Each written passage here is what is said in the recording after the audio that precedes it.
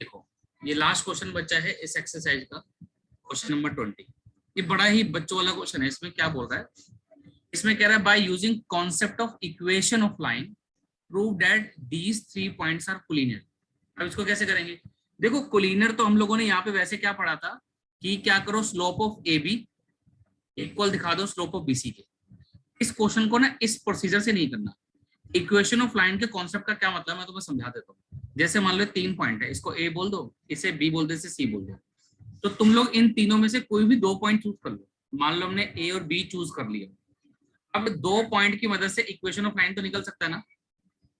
कोई भी अगर 2 पॉइंट ले ले, मान लो हमने ए बी 2 पॉइंट ले लिया, सी को थोड़ी देर के लिए भूल जाओ, तो ए और बी की मदद से हम इक्वेशन ऑफ लाइन निकाल सकते हैं। तो आप क्या करो, ए बी लाइन निकाल लो।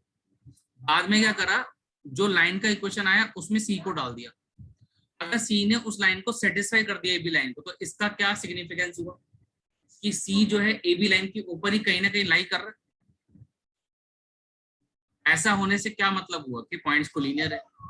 बोलो कोलिनियर का नया कॉन्सेप्ट समझ में आया। फिर से बोलूं, 3 पॉइंट है ए बी और सी। आपको क्या करना है, कोई भी 2 पॉइंट ले लो। मान लो हमने ये 2 पॉइंट ले लिए। अब इन 2 पॉइंट में हमने क्या करा, इक्वेशन ऑफ लाइन निकाल लिया ए बी का। फिर बाद में सी को उस इक्वेशन में डाल के देख लिया। अगर वो उसे सेटिस्फाई कर गया तो इसका मतलब पॉइंट कोलिनियर है। और यहाँ पे बोल ही रहा है, प्रूव करो, तो पक्का सी ए बी लाइन को सेटिस्फाई करेगा। अब तुम लोग ट्राई करके देखो, करो करो, हो जाएगा।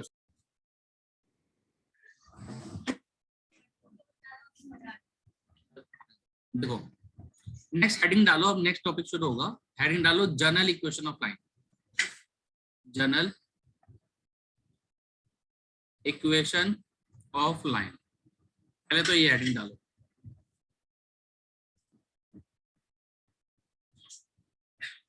अब ये जनरल इक्वेशन ऑफ लाइन क्या होता है वो समझो।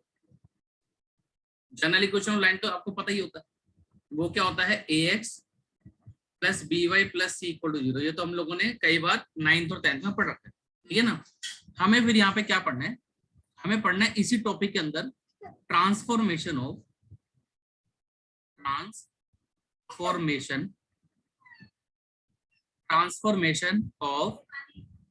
General equation of line into different forms। अब इस टॉपिक का क्या मतलब है वो अभी आपको समझ में आएगा। पहले हेडिंग डाल दो, ये ब्लैक कलर में जो लिखी है इसको हेडिंग को डाल दो, अभी आपको इसका मतलब समझ में आ जाएगा, ठीक है। डालो हेडिंग।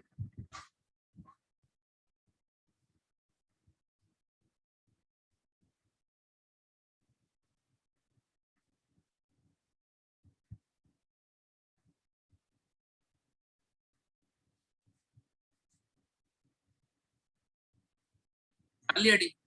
अब पहले सुन लो, फिर बाद में आगे का लिखना, ठीक है। सुन लो, देखो हम लोग क्या करेंगे, हमारे पास जैसे जनरल इक्वेशन ऑफ लाइन है, से मैंने एक इक्वेशन लिखा 2x plus 3y plus 7 equal to 0।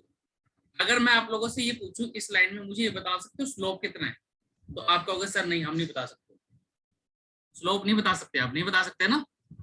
But हम लोग यहाँ पे क्या पढ़ेंगे कि किसी एक लाइन को देखकर, एक जनरल इक्वेशन लाइन को देख के हम लोग स्लोप वगैरह भी बता सकते हैं। वो कैसे पता लगेगा अभी हम सीखेंगे, देखना अभी आपके सामने होगा सबका, ठीक है ना। तो देखो कैसे करेंगे। यहाँ पर मैंने हेडिंग क्या डाली है, यहाँ पे मैंने हेडिंग डाली है आपके सामने कि स्लोप इंटरसेप्ट फॉर्म। अब इसका क्या मतलब है, देखो स्लोप इंटरसेप्ट फॉर्म 2 टाइप की होती है, आपको याद होगा, है ना। एक तो होती है एक्स इंटरसेप्ट, वो होती है वाई इंटरसेप्ट। हमें यहाँ पे वाई इंटरसेप्ट वाली चाहिए, तो ब्रैकेट में आप लिख लो y equal to m x plus c वाली, ऐसे ब्रैकेट में डाल दिया। क्योंकि 2 टाइप की होती है ना, तो स्पेशलाइज करने के लिए ब्रैकेट में हमने नाम डाल दिया कौन सी वाली की बात कर रहे हैं। जैसे कि हमारे पास इक्वेशन ऑफ लाइन क्या होता है, स्टैंडर्ड इक्वेशन वो ये होता है। इसको क्या करो ना, इसको आप ऐसा लिख सकते हो, तो आंसर मिलेगा यस, लिख सकते हैं। क्या प्रॉब्लम है सर, वाई तो अलग करना है। तो अगर मैं वाई अलग करता हूं, आप 11th क्लास के बच्चे हैं, बड़े आराम से हम लोग वाई अलग कर सकते हैं। तो वाई इक्वल टू कितना हो गया, माइनस ए बाय बी इंटू एक्स, फिर माइनस सी बाय बी। अब इस माइनस सी बाय बी को थोड़ा अच्छा करने के लिए हमने ऐसे करके लिख दिया, और यहाँ पे भी हमने ब्रैकेट लगा दिया। अब मैंने क्या बोला, इसको कंपेयर करो किसके साथ, compare with y equal to m x plus c. So when you compare, यहाँ पे सी ये छोटा होता है बेटा, ध्यान रखना, इसको छोटा सी बनाते हैं. When you compare this equation with this, you will get m equal to minus a by b. तो m का मतलब क्या होता है? स्लोप होता है. तो यहाँ से ना हमें कुछ सीखने को मिला. क्या सीखने को मिला वो देखो. मान लो हमारे पास एक इक्वेशन है जो मैंने अभी लिखी थी, 2x plus 3y plus 7 equal to 0. तो अब मैं इस लाइन का स्लोप बता सकता हूँ. फॉर्मूला क्या है? Minus a by b. कितना आ गया? माइनस 2/3, जो कि हम पहले नहीं बता सकते थे. तो समझ में आया? ट्रांसफॉर्मेशन हमें क्या दे दिया? ट्रांसफॉर्मेशन से हम जनरल इक्वेशन में से नई नई चीजें निकाल सकते हैं. अभी हम और भी ट्रांसफॉर्मेशन करेंगे. ठीक है, अभी सुन लो, भी कॉपी करते रहना, अभी कॉपी का टाइम देंगे. तो यहाँ से आपको m निकालना हो गया, इसको आपको मेमोराइज कर लेना. ये बहुत इंपॉर्टेंट है. जब तक आप लोग मैथमेटिक्स पढ़ोगे ये आपको याद रहना चाहिए. 12th में भी इसका कहीं पे भी यूज हो जाएगा इन बिटवीन. एक तो ये चीज हो गई. दूसरी, इसमें से एक चीज और निकल के आती है. इस स्मॉल सी का मतलब आपको याद है क्या होता था? स्मॉल सी का मतलब होता था वाई इंटरसेप्ट. क्या होता था? Y intercept. तो अगर मैं आपसे पूछूं कि स्मॉल सी क्या है, तो ऊपर से जब कंपेयर करोगे तो स्मॉल सी क्या मिलेगा? Capital C by capital B. समझ में आई बात? तो अगर मैं आप लोगों से एक बच्चों वाला क्वेश्चन पूछूं, बड़े ध्यान से सुनना. अगर मैं आपसे पूछूं कि इस लाइन में वाई इंटरसेप्ट क्या है, क्या पूछा मैंने? Y intercept. इसका मतलब मैं स्मॉल सी की बात कर रहा हूं. तो उसका फॉर्मूला क्या है? माइनस ई बाई बी है. तो यहाँ पे कितना हो गया? वो -7/3 हो गया. बोलो बात समझ में आई? शुभम और युवराज, बात समझ में? Yes sir. तुम ध्यान से सुनो, एक बात और सुनो. हमको टेक्निकली, देखो आप 11th के बच्चे हो, टेक्निकली ना मुझे इस चीज की ना कोई जरूरत ही नहीं है. अगर मेरे से इसमें कोई मेरे से ये बोलता है कि आप वाई इंटरसेप्ट निकालो, तो मुझे अगर फॉर्मूला नहीं भी पता मैं तो भी निकाल दूंगा. कैसे यार? 9th क्लास के बच्चे को बोलोगे ना, अगर पूछोगे बेटा ये बताइए ये लाइन वाई एक्सिस को कहाँ कट कर रही है, तो वो आपकी बेइज्जती करके बोलेगा भैया इसमें एक्स की जगह 0 डाल के देख लो ना, मेरे से क्यों पूछ रहे हो? अगर मैं यहाँ पे एक्स को हटा दूं तो वाई का वैल्यू कितना आ रहा है?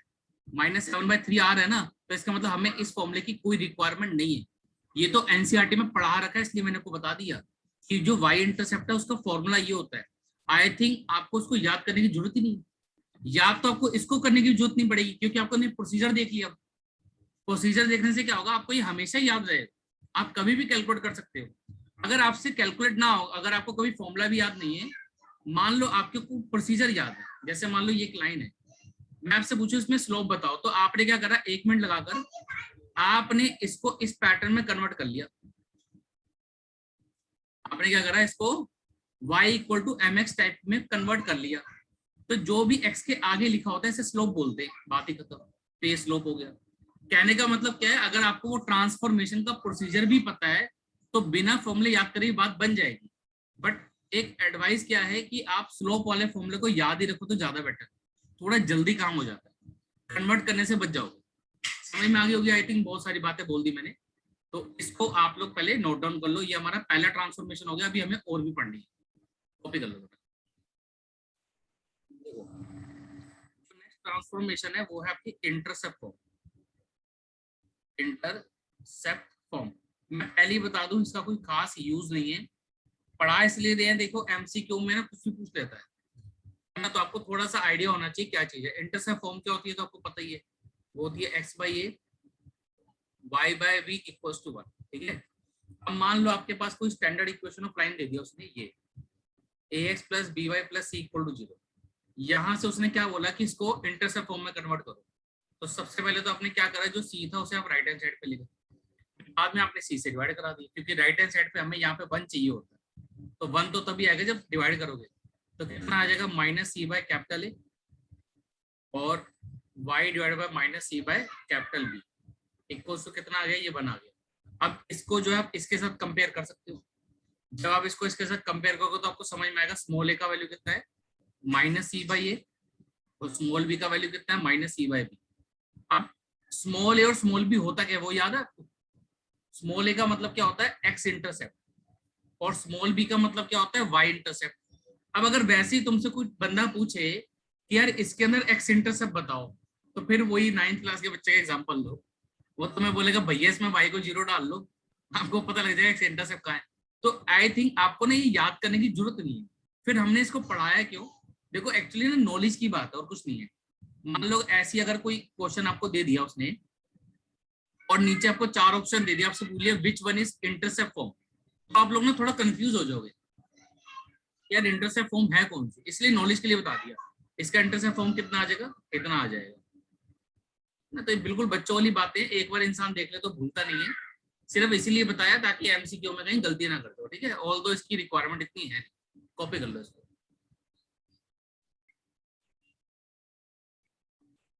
देखो नेक्स्ट है हमारा तीसरे नंबर पे, वो है normal form.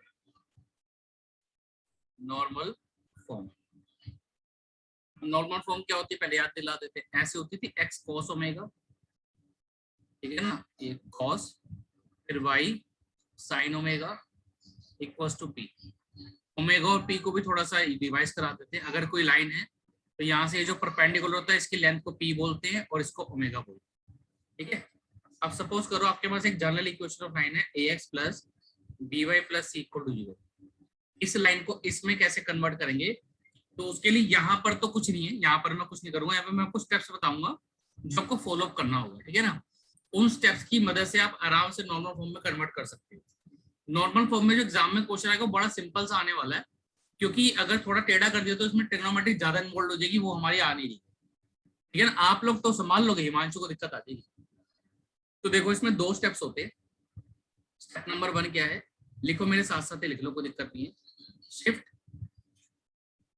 Shift c constant on right hand side and make it positive, make it positive.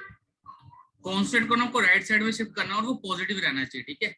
बेटा क्लास आपकी डिस्कनेक्ट होने वाली, रिकनेक्ट कर लेना, क्योंकि यार सिलेबस ऑलरेडी तुम्हारा बहुत सारा है। फिर आपको क्या करना है, divide both sides, divide both sides by capital A square capital B square का अंडर रूट, ठीक है ना।